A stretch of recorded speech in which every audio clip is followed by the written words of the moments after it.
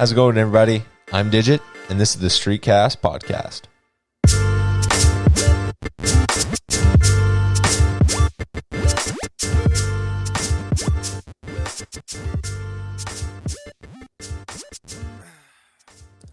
Now, what a big week in tech news it has been.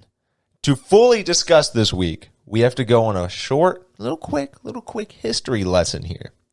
All right, so I'm going to tell you a little story right quick.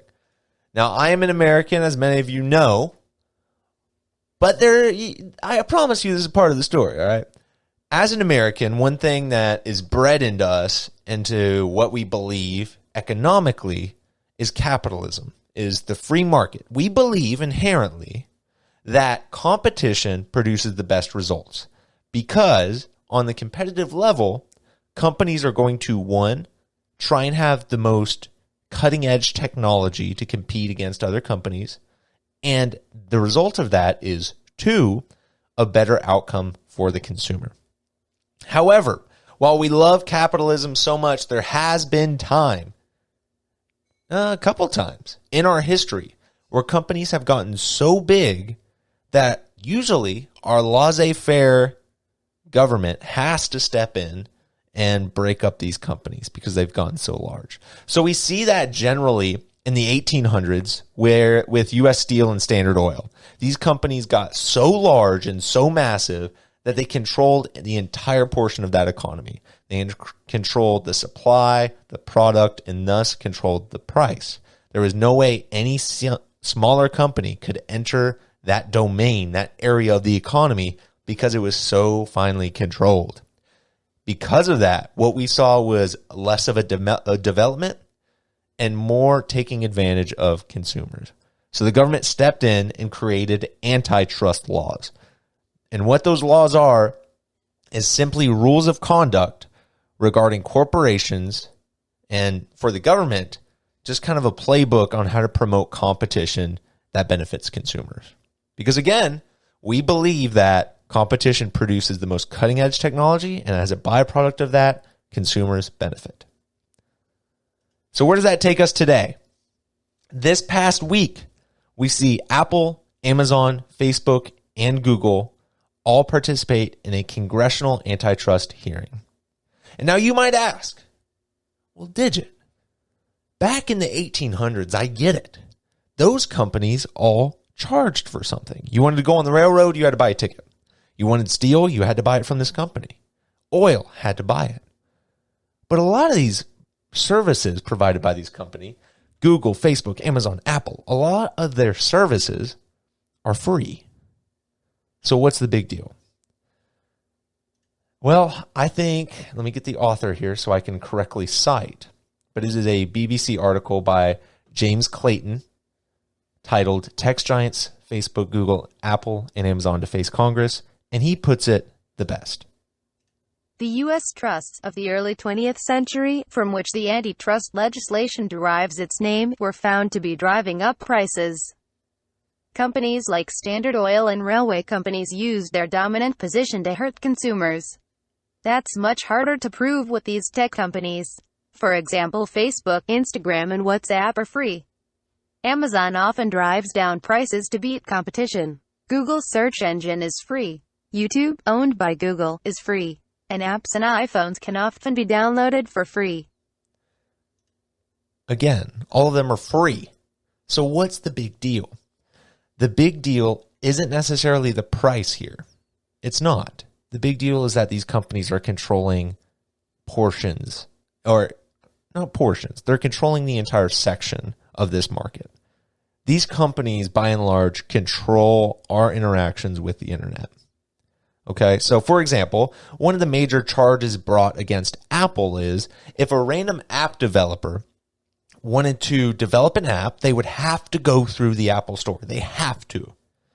And in that way, Apple makes money because they take a cut. Same thing with Google and their Google Play Store. And then Amazon. Amazon does the same thing for products sold on their site, right? They take a cut. And if they don't sell on their site, it's just not as accessible. It's an accessibility problem here. What we're seeing is that these companies are controlling the access that have become so large and so frequently used that them being free is no longer like, that's not even a part of the conversation. Okay, throw that out. It's simply that you have to go through them for access. And because of that access and the sales you make, they are profiting by it.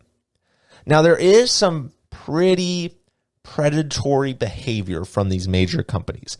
All of these companies, Facebook is a pretty bad example that we'll go over here in a second. But all these companies are, in my opinion, guilty of buying out and crushing smaller tech companies that are trying to do something new. Apple does it all the time.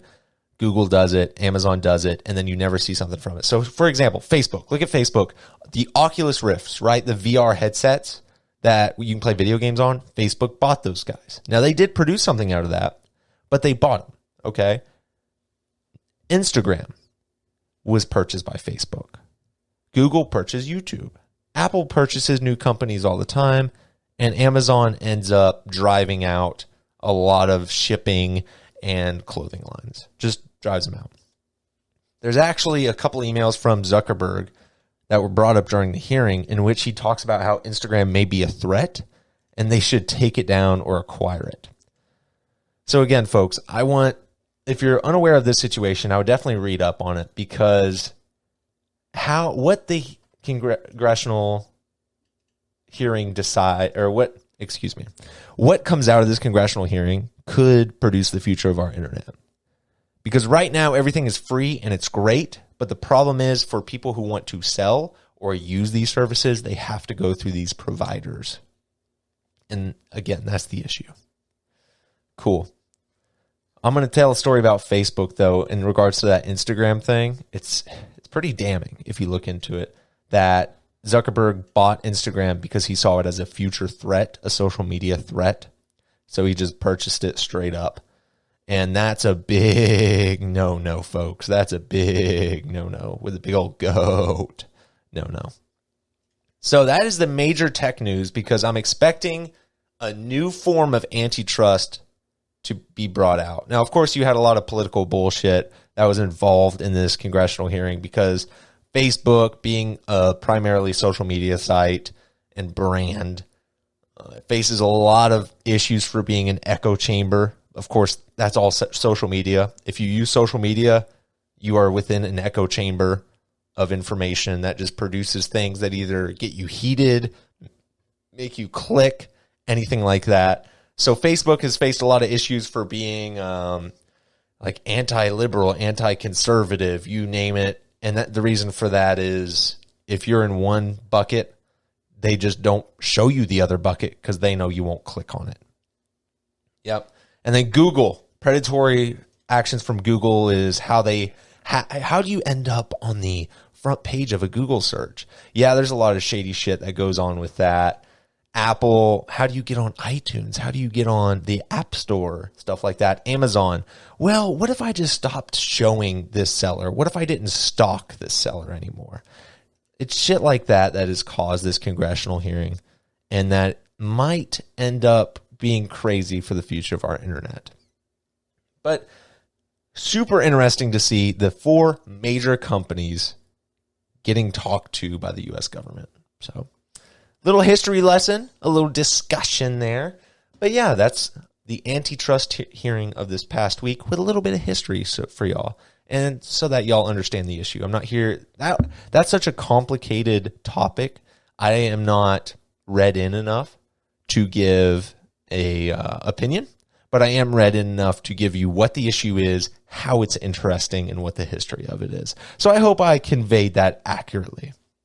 Next up, I thought this was a very interesting article, and I want to share it with y'all to check out. So Paper Mario recently came out. We talked about it here on the podcast. One thing I didn't know that has been written about before, but has just caught my eye here in the past couple of weeks. It's an article by Andy Robinson writing for VGC titled Paper Mario's Producer Elaborates on the Challenge of NPC Restrictions. So he goes on to write about how Mario is so controlled by Nintendo that when a third party, such as the one that created Paper Mario, goes to, create new characters, goes to make a video game.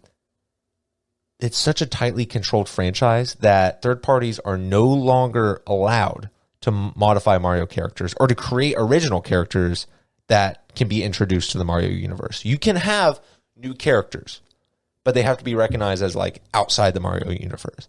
Now, the reason for that, it makes sense, right? From a big corporation like Nintendo, we're talking about a lot of corporations today, but from Nintendo, it makes sense because you want to make sure that these companies protect the integrity of Mario, because that is a golden star franchise. You want to make sure that no one does something ugly towards it or does something crazy. No. Makes sense from them. However, from creation and from producing a really cool video game with bringing new stuff in, doesn't make a lot of sense. So, for example, like Toad, like Adventure Toad or whatever those video games were called, you won't see those anymore because they're not allowed to change characters and create new things like that. Just super interesting that a franchise that everyone loves and plays almost every time it comes out is controlled that tightly. It makes you think, wow, why would any third party get involved in this? But they do because, if you were given an opportunity to make a Mario game, wouldn't you? So super interesting. Give it a read if you'd like to look into it. It's super weird how that works. Next up, TikTok ban? Oh, big question mark above my head. No, we have no idea. So the president has said that TikTok will be banned in the US and he plans on doing it. Hasn't happened yet. Will it happen? Maybe. He's talked about it. It might happen. We've talked about it in the past. Microsoft was actually going to buy TikTok. It's kind of crazy. But then they put the acquisition on hold because the U.S. has talked about banning it. And the whole issue with banning it is because it links back to Chinese servers. We talked about that on the podcast. If Microsoft was to buy it, how would that work? It's just such a weird circle of events. We're talking a lot of government interaction and technology here, but it's super interesting to see how one tweet about TikTok might be banned, and next thing you know, Microsoft is backing off a major purchase. Super cool. Next, Halo. Again, we're talking about Halo on this again? Why? Because Halo Infinite multiplayer is free to play. They just tweeted it out on the official Halo Twitter, and wow, it's going to be 120 FPS on Xbox Series X, and it's going to be on PC. Are you kidding me? Yeah, you're definitely going to be seeing some gameplay from that in the future. YouTube.com, and then search up that's Indigo Mike _digit. But yeah, super fun. That's going to be fun to play. I wasn't going to play the campaign anyway. What happens with any shooter that I end up playing is that I play the campaign to get a feel for the game, understand the mechanics, blah, blah, blah, blah, blah. And I put hundreds of hours into the multiplayer. That's how everything's worked. So if the multiplayer is free, I won't even touch the campaign. It doesn't look good to me anyway. All right. That concludes the tech news of the week. So if you would, I'm going to go into a little personal discussion about what I hate about podcasts, and I bet I do it too. But we're going to talk about that real quick. But that concludes the news. If you want to hop out, thanks for listening this far. But we're going to continue our discussion on podcasts. So I want to just throw that out there. I do this podcast because I think there's important and interesting things to talk about that I don't get to share with a lot of people. And so if some people hear it and they go, that's pretty cool, that's interesting, then my job is done, right? I don't have to rant about random things to the mighty, marvelous, and wonderful Lucille or my fellow co-workers. This does the trick for me. But anyway, I had to listen to a podcast for my job for some, computer class learning thing, a little intro learning. And it seems like anyone over the age of 30 has decided that if you talk for longer than 15 minutes on the internet, that it's automatically a podcast. What I listened to was not a podcast. What I listened to was a predefined, scripted interview that they tried to brand as a podcast. And it had all the sounds of a podcast. It had all the, as much as I hate it, again, I think this is one of the shits I do, the closings of the mouth, that shit. Yeah, had all of that in it. The weird noises you get when the mic is close to your mouth. Just, ugh. And the reason I know it's scripted is because the dude was giving a very detailed discussion, and the host would add one-liners in between every pause. It's almost to give him a break to breathe. Added one-liners and questions that would lead directly into the next thing. And here's the thing.